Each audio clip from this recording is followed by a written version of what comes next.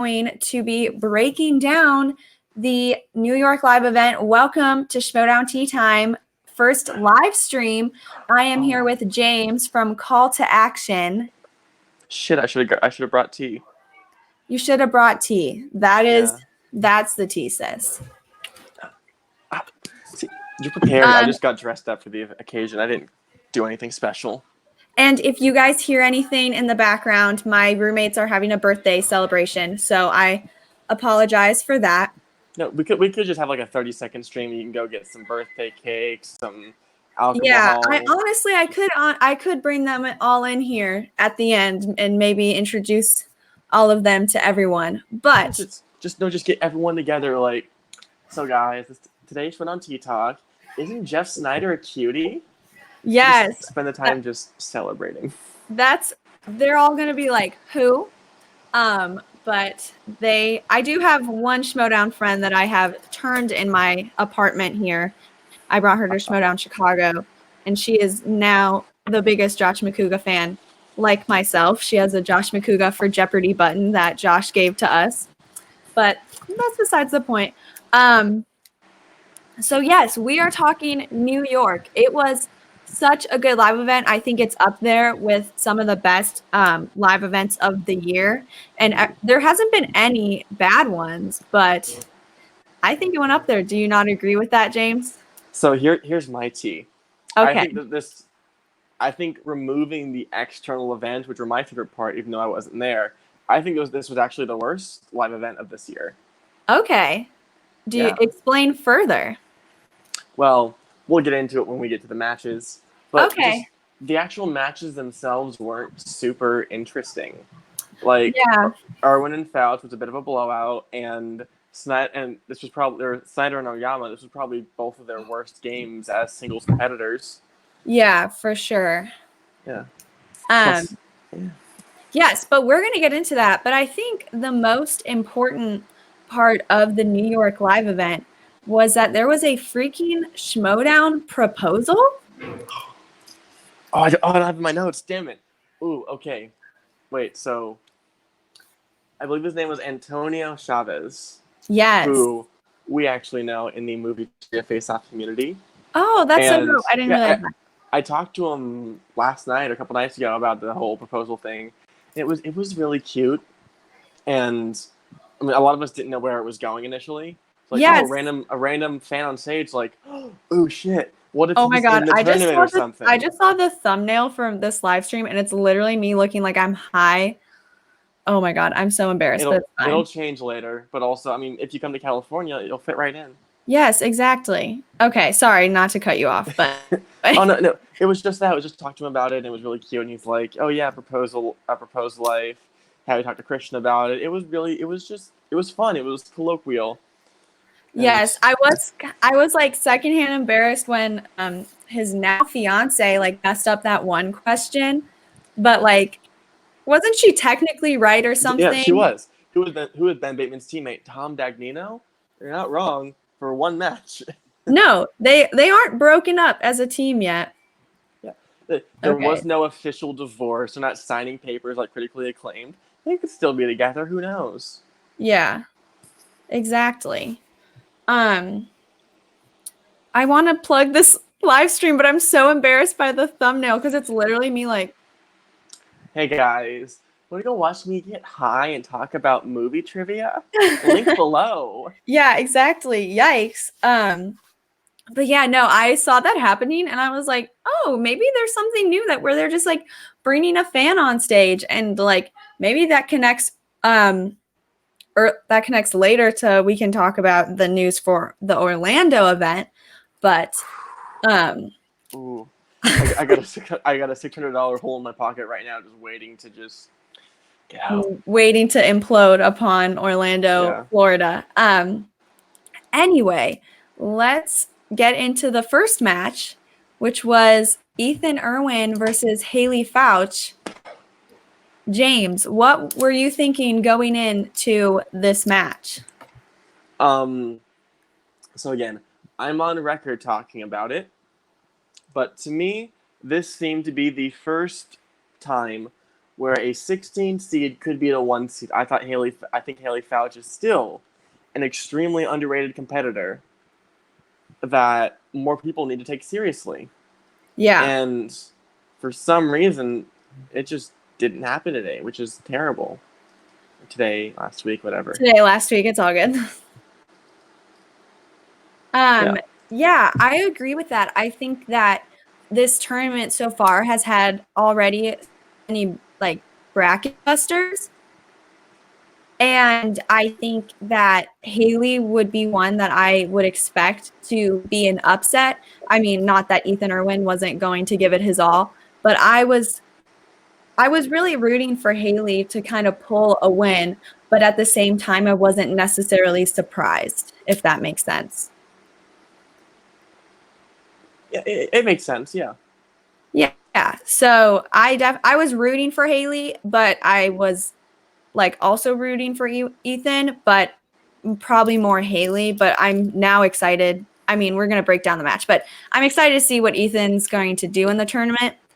But yeah, let's talk about round one. James, what was the score going into round two? What was round one like? Round one, Ethan Irwin got 7 and Haley got 4, which, not to brag, I also got 7, so I'm coming for you, Irwin. Oh, yikes. That you could have pulled out a win against Ethan, perhaps. And that's the T.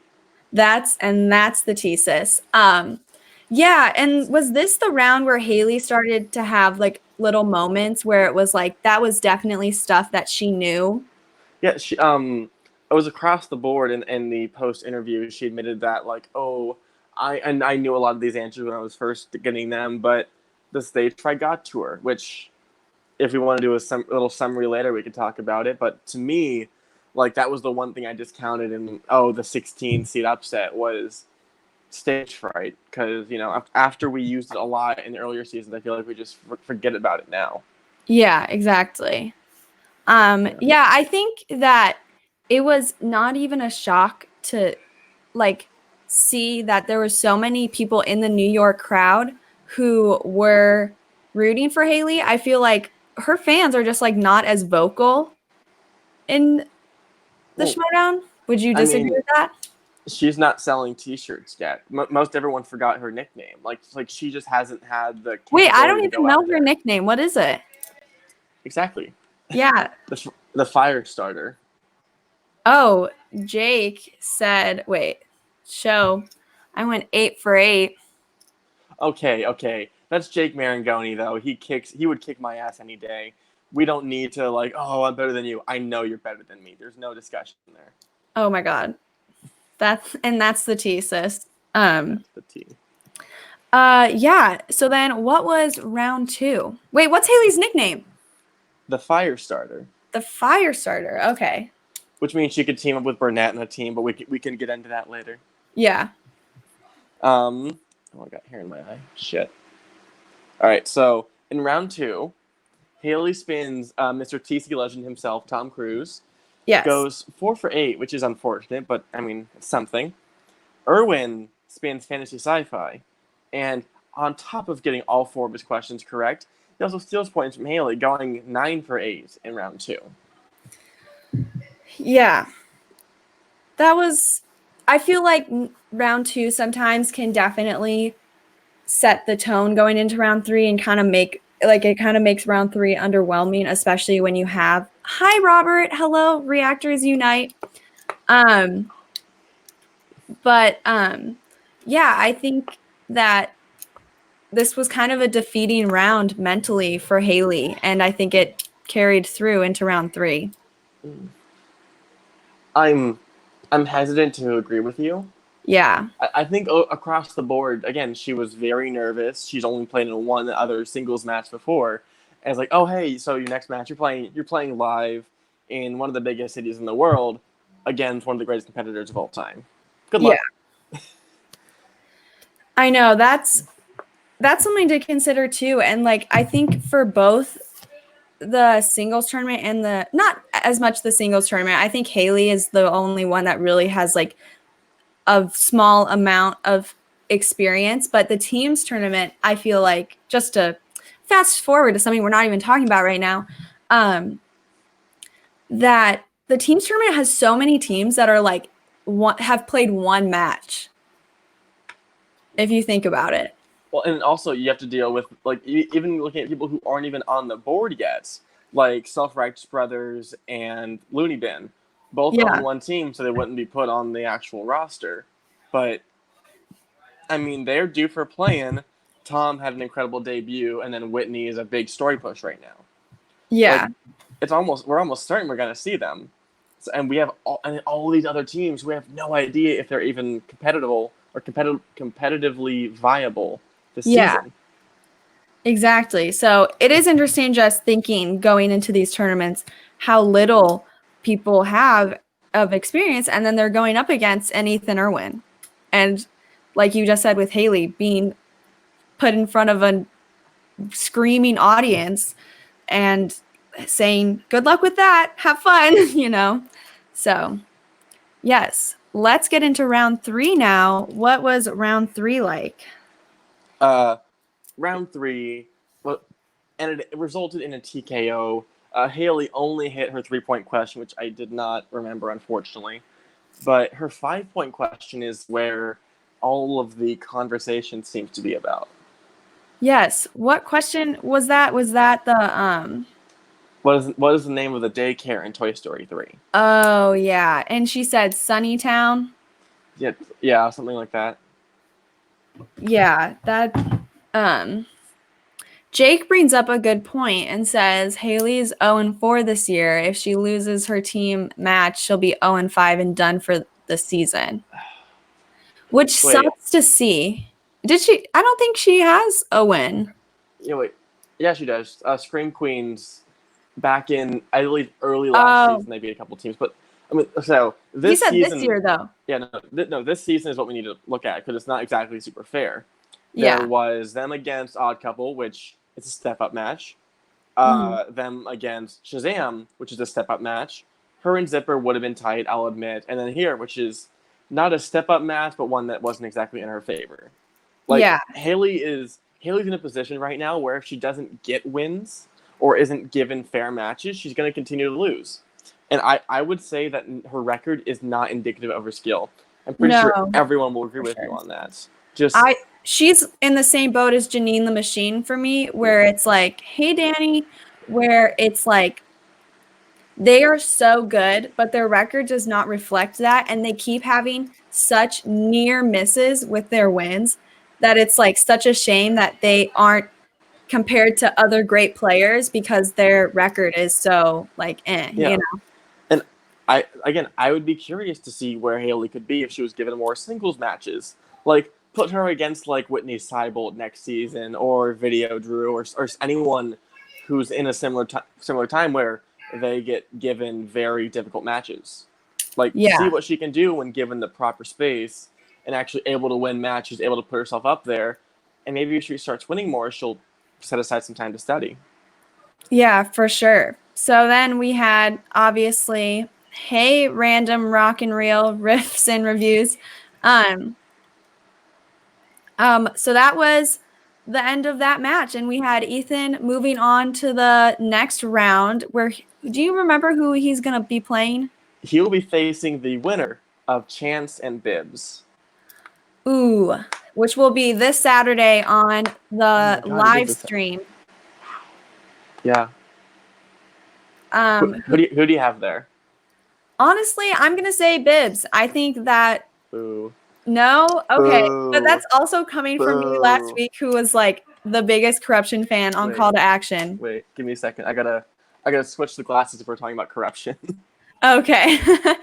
But also I think Chance played, honestly, I don't know if this is a hot take, but I think Chance was had the best performance in the Shire Wolves corruption match. He missed one question. Yeah. Which ultimately came down to which of the 2 or 3 pointers he got. If it was switched, would have been a lot easier of a win. Would have been, I mean, they wouldn't have set the points record, but it, would have been 100%.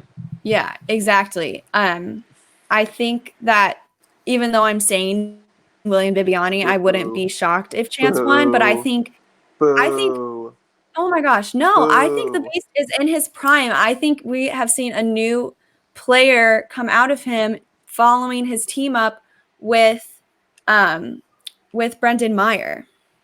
I So, I I don't disagree with you, but again, I think Bibiani he comes down to round 3, and we just saw Chance put up a near perfect game. We've seen him in the past where he's incredibly competitive.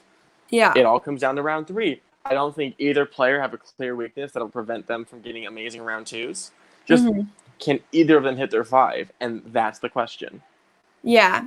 Exactly. Robert asked, "Are either of us going to Orlando?"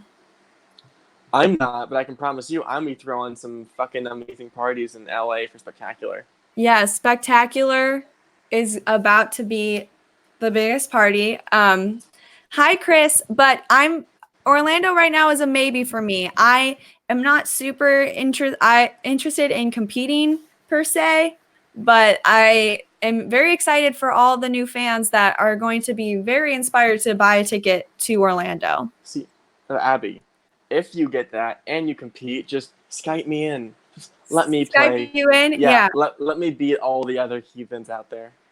That'd be funny. But if I did get the ticket, I would probably win and defeat everyone. But, um, and that's the thesis. But Hot take, but it is true. yeah. But it'll be interesting to see if like anyone wins who has been like one of those or one of those fans that like says, "Oh, I could have beat so and so, like I could have beat John Roca," and then like to have them go like live in front of everyone will be super interesting. Oh, see, now I'm just excited. Like, I just want to see who gets called up. Like, are we, Yeah. the fans, going to be able to see that, or is it like part of the pre-show that we aren't seeing or showing for whatever reason? Yeah, I would love to see that be a part of the live stream just because if this player who is going to get to choose their manager, like they're going to get to choose their own freaking manager from everyone. Like I think that if the right person wins, that we could see a like that'd be such a good character to come into the Schmodown Yeah. and to have like that evolution of like they truly were like plucked from the audience and now here they are in the big leagues, you know? And I think it's going to come down to like who's active in fan leagues. Honestly, like we have some players, especially like I was talking to them earlier, and Mm-hmm. there's this whole question of like, well, now I have to go. Like this is my chance, my Yeah. shot. Like there are people who are planning to spend like $1,000 on like a plane ticket, their hotel, everything, for the chance of competing because they know they could win. Yeah. It'll be interesting to see like how many I like obviously we don't know the numbers. We're not that in with the Schmodown, but how many people post this announcement are going to be coming to Orlando and if they do it again, like what that would mean for the future of the Schmodown with the fan involvement. Yeah. Well, the last I heard was around 300, and I'm sure it'll get up to 500 before Monday. Yeah, So for sure. time is ticking, people. Do you want to face down the stage, get stage fright, get 0 points, and say, "Oh fuck, I lost"? Yeah. Get on it. Robert says, bet they wear sunglasses. Ooh, oh, that's a good question.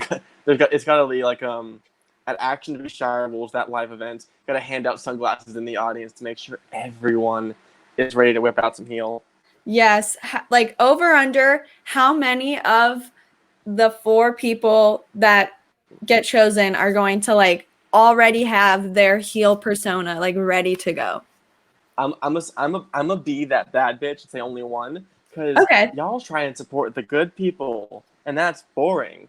Yeah. Like no one's gonna come prepared to be a heel. Y'all want to be like the next. I don't know who. I don't want to insult anyone in your show because you're so much positivity. Oh yeah.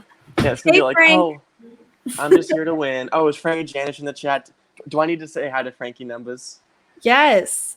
Chicago Hi, Frank. represent. How you doing? How you doing, future loser of the call to action Schmodown Reactor Tournament? See you there. What the fuck was that accent I just put on? Oh my gosh. Yes. So, okay, where were we? We got distracted talking about Orlando. Speaking of Oyama and Snyder, but Yes.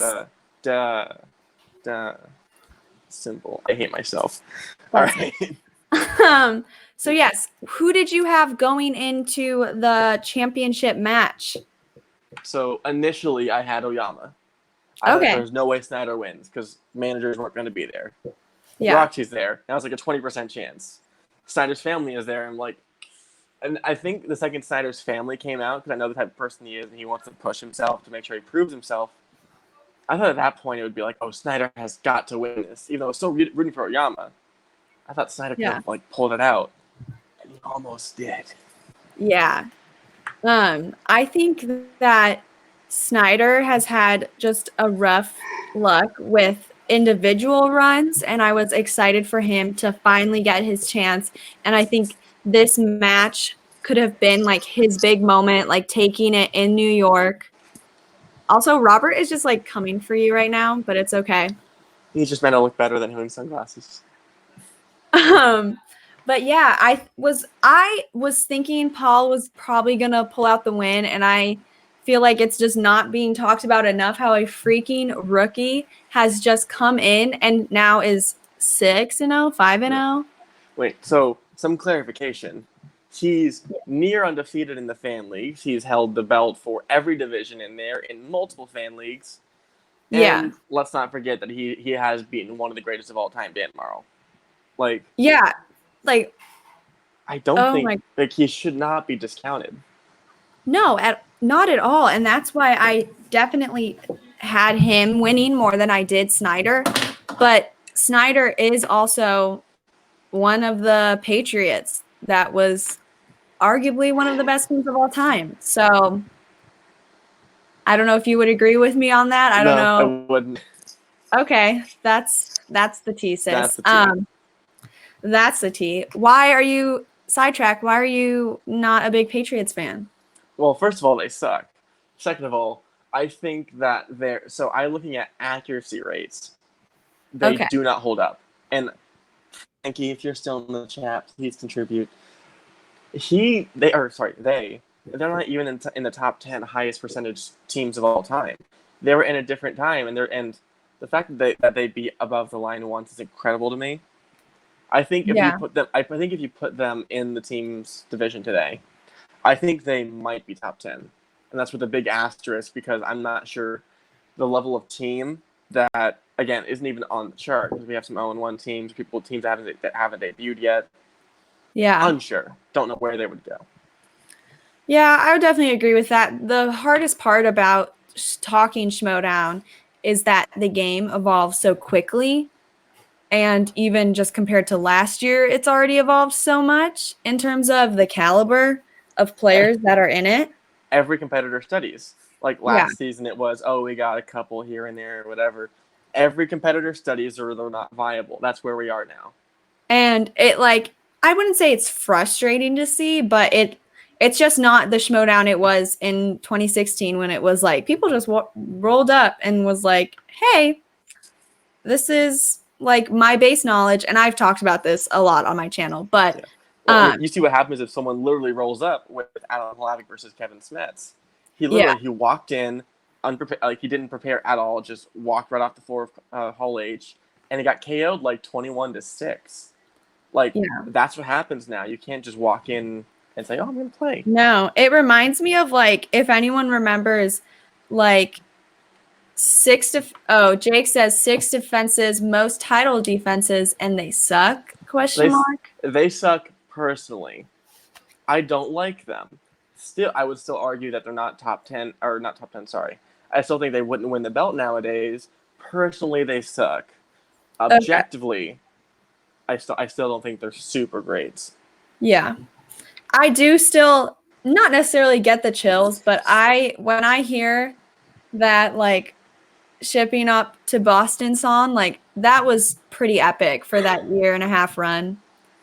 And that song is literally you hear the first note and immediately you feel this hatred grow inside you. Yeah. Just No. like how I was rewatching Free for All 2 yesterday, And before Andrew Guy came out and destroyed the whole division, when you hear the first second of that Jaws theme, every competitor was like, "Oh, I'm done. I've lost." Yeah. Like, No. so And would you say that who else has that presence right now? no one, literally no one. I don't think anyone has a theme as perfect as that. And like, I think the only competitor who has anything close to that level of iconicness with their song is Ethan Irwin. Okay. I don't think anyone else can compare. Yeah, I would say that Ben had it for a hot second with that So humble. So Humble, which is Pop Star Never Stop, Never Stopping is one of my favorite movies. But Oh, I know I liked you for a reason. That's fucking great.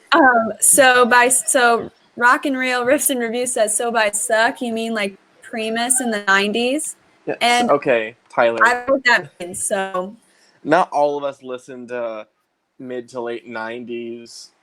Like, isn't that like shit rock? Like, it goes in there with like Hoobastank and Tool, and I genuinely don't know. I just know the name. I don't know what that means. So um Hoobastank. we are Can you the give me a fetuses of the year? Schmodown. We are the youngest. I feel like maybe we were the youngest in the reactor community. Is that a sad Depends on how. effect? Maybe I'm not sure Albert. how old. No, actually, wait, no. I found it a couple days ago. Albert is also 20, so we're all a little lined up. Okay. Yeah. Nice. Wow. We're the babies. Okay. So round one, what was the score following round one? Paulo Yama got 6, and Jeff Snyder got 4. Which, for reference, I also got 7 again. So. Okay. I wasn't counting. I was tweeting. I was doing my reaction threads. Be sure to check that out just to plug myself. You were busy. You were busy being entertaining and making everyone happy. I'm just here being an asshole. Yeah, exactly. It'd be like that. I was just giving the people what they want, which is the 10 people that like my Twitter threads. But anyway, so wait, what was the score again? 6 to Wow, 4. 6-4. And Paul was winning? Or Jeff? Yes. No, Paul Paul. was winning. Okay. And same thing with Haley. Is this when Jeff started having those like brain flubs? Or was that round 2? No, he had him across the board. The only one I actually remember from this round is HAL 9000. Which was Okay. HAL 3000, which Yeah. maybe just doesn't do well with crowds. I don't know. Mm-hmm. But no, like, again, like you'll see this every round. He had it. He nearly had the game, and it just slipped out of his hand because he second guessed himself, got in his own head. Yeah, no, for sure. And I think it was sad. It's like awkward to watch when like a match goes down in the way that you know a player can do better, if that makes sense. And you know that he wasn't not giving it his all, but this wasn't his best performance. And I feel bad when it's something like a championship match. Like as much as we all hate the competitors, at least for me, like as much as like you hate the competitors, like you still want people to have to just have their best game for stuff like that, you know? Yeah.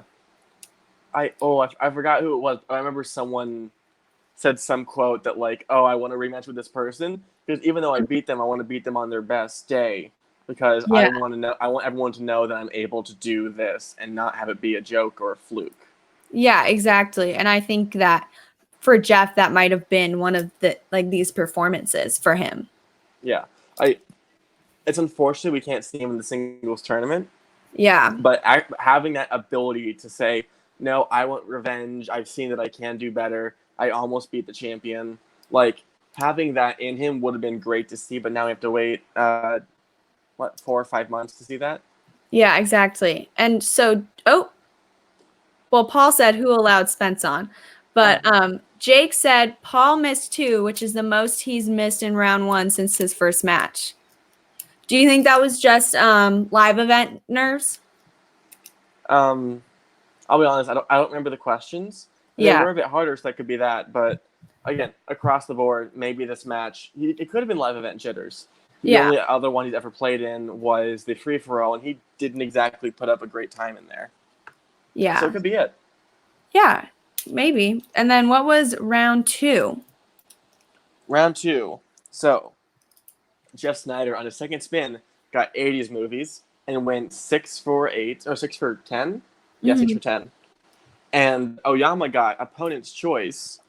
Snyder gave him sports, and he went 5 for 10 there. Okay.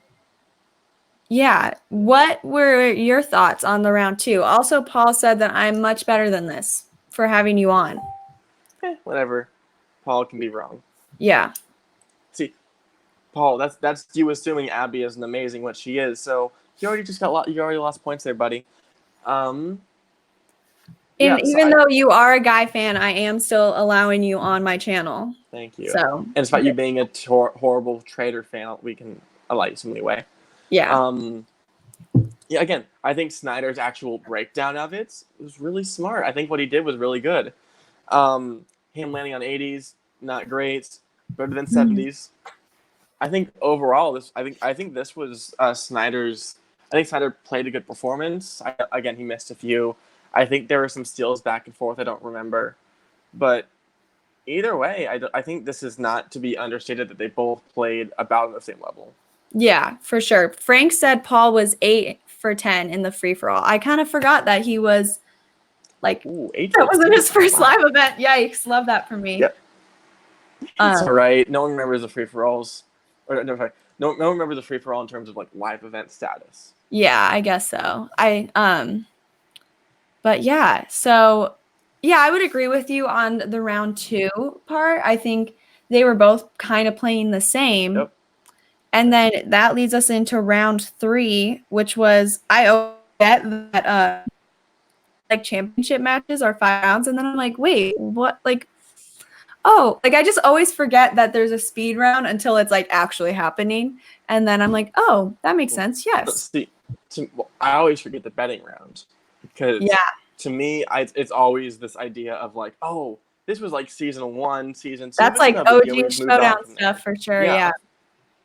And it also was kind of OG Schmodown because it was Cobster bringing out the categories in a hat like the old days. So actually, no, that was in the first game. First game, yes, and then the wheel got itself together by the second. Yeah. But that's beside the point. The wheel got rid of its stage fright. Was it that decided to go up and decided to work? Yeah. I mean, it didn't go great for Paul, but still was, Yeah, and then what was the category for round 3? Do you remember that, or does anyone watching remember? Harry Potter. Harry Potter. Yes. One of my tweets was like a GIF of that person like walking out and I said like if Snyder gets Harry Potter right now because he was so vocal about it, I think you mean GIF. That's the correct way to say it. No, it's GIF. No, it's not. Are we just going to debate this for the rest of the episode because it's definitely GIF? I mean, we got 15 minutes. I can lay India hard on it. Oh. Graphics, interface, F. Graphics, G. No, the guy who like made the GIFs said it's pronounced like giraffe. And J.K. Rowling says that wizards shit in the street and teleport them to somewhere random. We don't always listen to the creator. Okay. Yeah, that's yeah, for sure. No, but it's GIF. So no, it's not. Yeah. Okay. So this is another point where we see Jeff sort of lose the match, where he tells himself, "Oh, I'm gonna bet 0 points" because he has never seen a Harry Potter movie. But like, that's probably the move, though. I would say it is. But then he went against his better judgment and bet the 1. Yeah. Which so I'm gonna see if you remember the question. So who plays Ollivander the Wand Maker in the Harry Potter franchise? Yeah, that's like a 5-pointer. Really? I would say, I would say that's like on the harder level. Wait, Ollivander? That's the wand. Yeah, the wand maker. That's pretty hard because he's only in the first and like last one, correct? I don't remember exactly, but I do know he's in a couple. Yeah. And like Ollivander isn't an Why is Frank going to bed? Why does he have a sleep emoji? I think he doesn't like my trash talk. Wow. Love that. John Hurt. Okay. So, yeah, I definitely would not have gotten that, but that's also why I'm not inner geekdom. So, but anyway, so then we had round 4, which was the speed round. Yes, which interesting the way it came out. Oh shit! Wait. Okay. So yeah. So what happened was, I believe Oyama hit. Wait. Oyama hit 3, missed 1, and wait, no, sorry, no. Oyama hit 2, missed 1. Snyder hit 1, and then they both didn't answer 1. Okay. Yeah. So they're coming into this 14-9. So Paul misses 1, which is now 13. He hits 2, which is 15. They both don't do 1, and Snyder hits 1, so it's 10. Billy said that Frank is better than you. That's right, Belford. I'll ban you from call to action. It's easy. There it is. That's the T. That's motherfucking T. And also, wait, so Frank, yes. So it's Jif, right? No, don't listen to Frank. Frank's wrong. And then Nico said that I'm talking NYC2 with you, but you weren't even there. Well, yeah, because we're saving all of the actual New York talk for call to action tomorrow night at 11 p.m. EST, where Paul, Billy, Danielle, and Kelsey, who are actually there, will be discussing it. So, Nico, you can watch there if you want some accurate recounts. Right now, we're just having fun, getting all dressed up for the occasion, and shitting on everyone who's in the comment section. Yes. And he says your ratings will go in the tank without me. There it is. I didn't mean to start call to action beef on my channel, but I guess that's what this has come to. So You don't have to start it. I can just finish it. yeah. Jif like Jif. Wait. Jif like Jeff. Yeah. Like the peanut butter. Even though you're wrong, it's Gif. Yeah. And then Eric says he had a great time in New York. I was sad I couldn't go, but Eric, please come to Spectacular. I want to be with my fellow corruption fan. Like we need to get together. We're more powerful in groups, as we see with the 30 members of the faction. And then Albert says hi. Hi, Albert. Hi, Albert. But yeah, no. What shirt are you going to wear to Spectacular? Ooh. If you check pretty soon, we have a call to action T-shirt, which I might get pretty soon. Probably wearing that so I can rep the brand, you know. Yeah. And same with self-promotion. Yeah. Anyone who's rolling in our crew, I'll make sure to get y'all shirts too. That way, everyone can represent who the award-winning show is going to be. And Abby will be the best runner-up possible. Okay, we'll see how that goes. We're just working on a nomination right now for the Reactor Award, but I'm not even there yet in terms of winning. But corruption is a garbage fire of awful. Ban him. Ban Belford. I don't know how. Ban Billy Belford, bitch. Do it. I don't know. Hashtag Billy Belford, bitch. Get it trending. Oh, no, I don't want to say that. I don't have a lot of beef with Billy. Yikes. All right. But yeah, okay, so we were talking round 4. Let's get back into Frank said, I heard Spence was banned from Spectacular. That's the T. You can't ban me. There are always back doors and shovels. Yeah, that's a thing that you could do. But Frank is I just dropped that. But Frank is actually like involved in the showdown. So if it's coming from him, I guess you are banned, perhaps. That's right. I'll start my own showdown. A better one. A better showdown. Better one. The lovely possum said almost downvoted the video for James' incorrect pronunciation of Jif, but it's on Abby's channel, so I won't. So I love that everyone is. Because you're wrong. That is the most not wrong opinion. 67% of Americans agree it's pronounced GIF. No, it is. Yes. No. Check it. That Fact is. check. No, that is not. I barely ever hear people who say GIF, and it just sounds gross. Like, who wants to say GIF? GIF. Okay, I got it. Oh, you want a gift? Oh, it's great to hear. Also, GIF. It's not even the wait, best peanut butter Billy brand. said dropping pens is very on brand for Team Bateman. No, it's not dropping pens. It's dropping answers, like how he dropped Giancarlo Stanton. I don't know if I can allow that Bateman trash talk in here. So. And that's the motherfucking tea. That's the tea, sis. I don't know if anyone knows, but I am Team Bateman, not Team Guys. So. And I can't ban you on this stream, unfortunately. Yeah, I'm running the stream, so you can't be banned. But back to round 5, we had the normal round 3. What were your impressions of round 5? Paul Oyama missing all 3 of his questions was, I'll just say, surprising to be nice. Yeah, for sure. That was, I don't know how else to describe it. Like, in any of the Fan League matches, when he's not TKOing or KOing, I don't think he's ever done that. Yeah, it was truly a finesse of a win, considering he didn't get any right. Yeah, and unfortunately, I don't think I actually saved my statistics. I think I also missed all of them. So it could be a difficulty question. It could just be also stage fright, big stage, whatever. But yeah, that's really strange. Yeah, it was.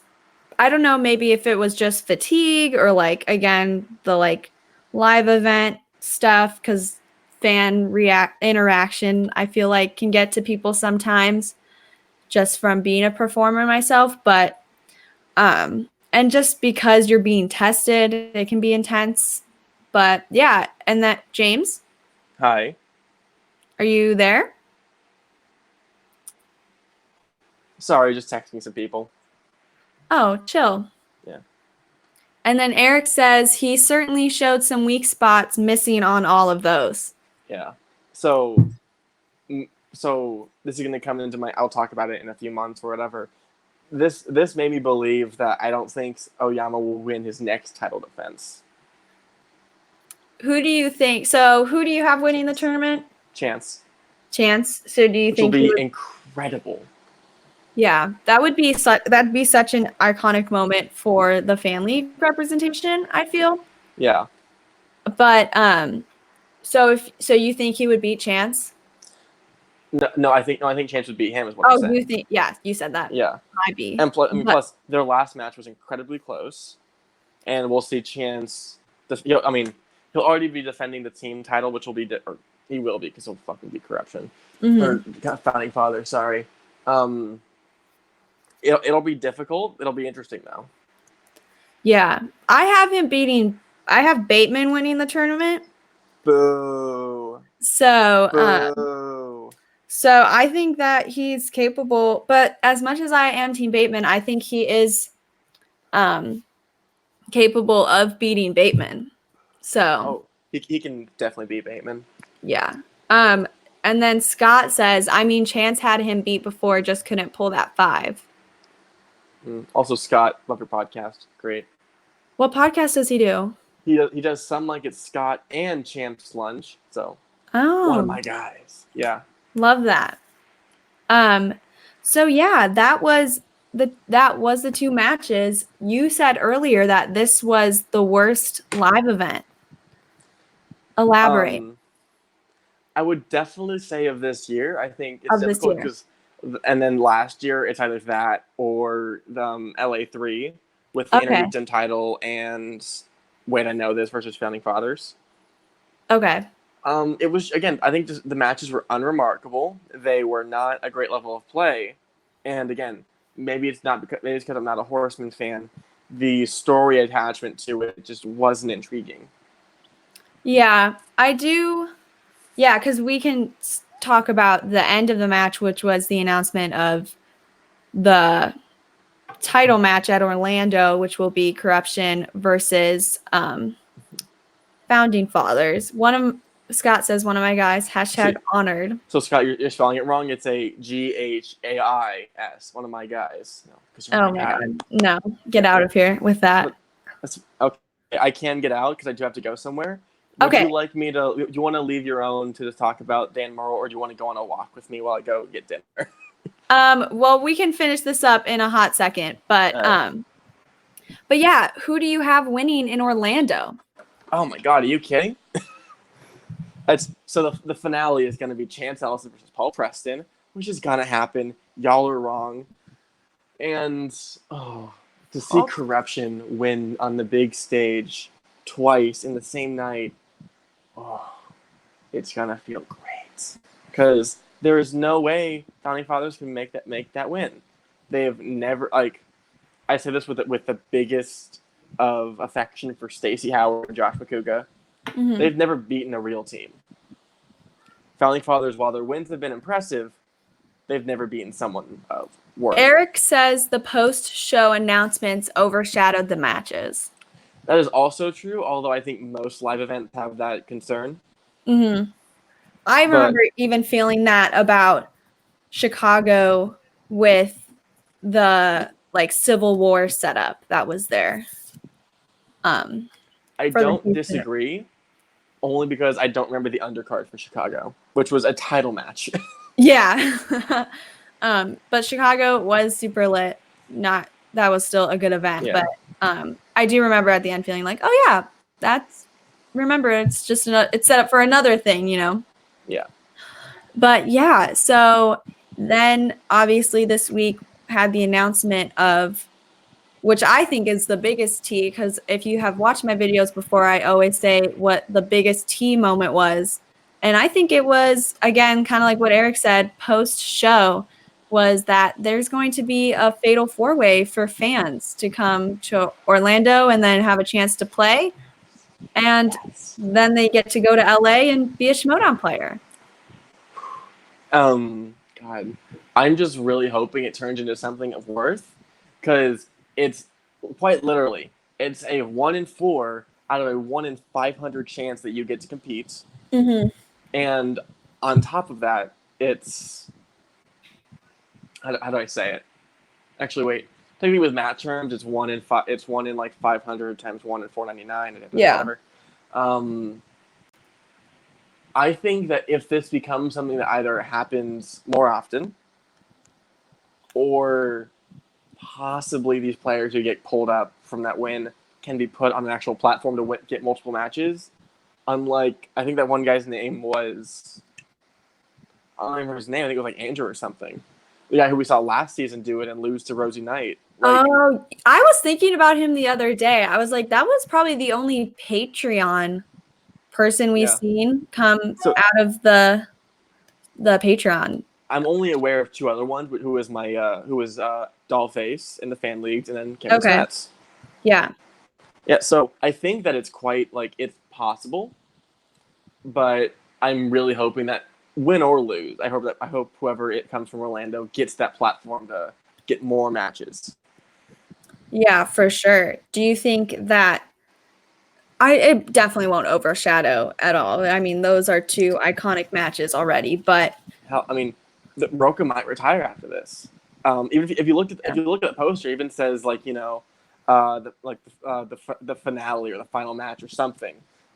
John Roka could retire live, and I'm sure they'll have some pre-recorded here's the outlaw doc for you guys, before anyone else gets to see it or some shit. But Scott says, I hope an actual family legend wins it and not a glorified Tom Dagnino. Well, and then Nico said that it was Matt Cruz who we were talking about. Oh, right. Thank you. Brian Fernandez is in Orlando, so he might get there. Billy's going to go to Orlando. I think Alex is as well. Kelsey, Billy, if you're still watching, I say you should call people out and see if – do you think Billy would do well? No. Okay, wait. Eric says, how about that Kaiser video that went up a bit ago? Manageable Kaiser versus Dagnino versus Jay versus Robert Meyer Burnett. Is that confirmed? Because if so, I'm going to shit myself. Who would win, honestly, though? That'd R&B. be Wait, R&B. No, Kaiser. Kaiser would win. So would we it be saw singles? Because I don't know. So here we've seen R&B do pretty well in teams. Look at Blofeld's cat from season 4 and 3. He's the biggest definition of like a player that does not hold up. Okay, yeah, agreed. Mhm. But I talked to Kaiser a couple times, and he says he could be a legit threat in singles. Not a belt winner, but A threat. he could hold his own. He could be like a Matt Nost. Okay, that's the T. Yeah. So if I'm putting money on anyone in that matchup, it's gonna be Kaiser. Yeah. Yeah, that'd But be also, interesting. I would love to see that at why is it Spectacular. Ken in there? Ken or Grace. Or Grace, I was about to say, yeah. And I know Roxy refuses to compete, but she would be a lovely addition just to see how that turns out. Yeah, I know. I feel like sometimes I'm like, if I was in my dream world in the Schmodown, just maybe being a manager would be best, because then no one has to challenge you and you don't have to play it all, you know? You only have to play once a year, and it doesn't really matter. Yeah, exactly. So, Kaiser and Dagnino were in it talking about wanting Harloff to make it happen. I could definitely see that happening at Spectacular. So the question for me is, was that a shoot or was it like planned? Yeah. Because if them saying like, "Oh, I want this," and just getting it out of nowhere, like that's crazy to me. Mm-hmm. But I feel like a 4-way shouldn't happen, especially when we have everyone else sort of trying to, like, there are other factions wanting to form. People like me who are trying to become managers, like you have so many potential people. Yeah. You shouldn't limit it to 4. Like get a 5th person, get an Emma Fife in there who's like, I have a secret competitor or something like that. Yeah, that'd be dope. Make that gimmick again, because it could work. It could lead to something really interesting. Yeah, I think that was one of what Spectacular was that when she played? That was like 2017? She played in both 2017 and 2018. Yeah, the first one though, when she announced Mark and Draco, that was one of the best matches of that Spectacular. I mean, again, Dagnino almost won it.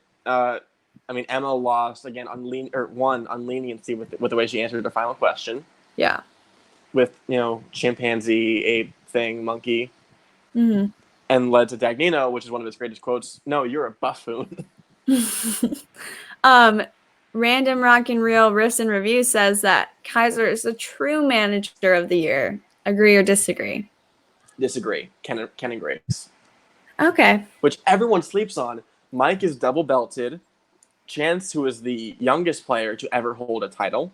And you can see the connection to, like, I don't know if I would necessarily say Ken, but like you can see what he has done for Mike as a manager. Like the connection is there, Yeah. I mean, the fact that he sorry, I'm just getting ready to leave. The fact that he balances everything, being on the desk, being a manager, writing a book, possibly competing in the Star Wars division if he's given the platform again. Yeah. I'm lacking like crazy. Wow. Oh, and shit, great. Well, we can start to wrap it up. I'm a mess. That's okay. Y'all, for everyone who's watching, I was a hot mess before we turned this on. We took a nap right before, and we were in a state of confusion. So we're going to wrap it up. Thank you to everyone who tuned in. That is so wild that people would actually want to listen to me talk about everything. Nico says he's on a hunt for one of those 4 golden tickets. I am sorry, but the promo with Harloff as the Willy Wonka actually had me deceased when I saw that. I actually almost died of laughter. Oh my gosh. Paul, and then Eric says Paul defending in New York certainly works in Kaiser's favor. And then Thrawn 2K5 says Kaiser puts in the work. I don't see anyone comparable. I do agree with that. I think he has come from just representing Smets to now representing all different factions and good players at that. Okay, but let's be fair here. We all put Roxy up on the platform for defeating the Shire Wolves. You know who did that? Ken. You also know who has the Inner Geekdom title? Ken. And yeah, Smets might win it out by the end of the year. So that could be it. Yeah. But you're saying, oh, they should get this and this. Ken's done both.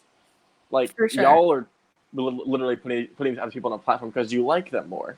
Mm-hmm. Look at across the board. You don't see me saying R&B should be manager of the year just because he's the fucking boss. No, Ken and Grace do it because they have put in the most work and they get the most results. Yes. I don't know. I'm gonna get back to you on who I think should win because you just made a really good point for corruption. And that's the tea, sis. So that is the tea. This is actual water, but I got the Gatorade bottles over here. Okay. That's the tea. Okay, so that was this episode of Schmodown Tea Time. Sorry if you were one of the people on my Twitter poll who said that they would rather want an edited video. Whatever. This is the live stream. So thank you guys so much for watching. James, what is all your socials? What do you want to plug? Ooh. I'm going to keep it simple because I don't want to go on another 30 minutes. Yeah. You can follow me at Twitter with my new @. You're wrong, Frank. At Temeku Film Nerd. That is at TEMEKU Film Nerd. Yeah. Just to cut you off, Eric says that her chances of manager of the year are pretty low. Also, Andrea hasn't competed in singles all season, I don't think. So there's one competitor who's practically done nothing. That's the tea. But yeah, so that's all you're gonna plug. Call to action. One of my favorite Schmodown podcasts. One of? I guess probably my favorite. How dare you? Well, I love Schmodown Rundown, and I'm not even saying that because Frank's like in the chat right now. Like I'm disgrace. Disgrace. No, that's James. Come back. Disgrace. Okay, and then for myself, be sure to follow me at Abigail Friel on Instagram, Twitter, everything else. Subscribe to me on here if you love talking tea about the Schmodown. That's all I got. Any last words, James? Do you have to challenge anyone in any of your matches or anything? I mean, Frank knows I'm going to kick his ass in the reactor tournament, so there doesn't need to be a challenge. Just prepare yourself for imminent destruction. Yeah. I don't know what. No love for dedicated to art. I do like dedicated to art. Nico, she only respects competition. Yikes. I'm not coming before I become more of an asshole. Yes. Okay, we're gonna get out of here. Thank you guys so much for watching. Be sure to like and subscribe, whatever, all the plugs. And I will see you guys next week. What are the upcoming matches? I don't even know. So next week we have Paul Preston versus Lon Harris 2, I believe. Mm-hmm. And I don't know the other one. It might be Ben. Oh no. No. On top of Schmodown stuff. No. This Friday we can see John Roca dethroned by the one, the only, the greatest woman in anything, Rachel Silvestrini. Yes. That's probably a fact. That is a fact. Okay, well, we will talk about that next week, or at least I will, and James will be talking about it on Call to Action. Thank you guys again. Love y'all. Okay, see you guys later. Bye. And now we click end stream and wait for it to actually end.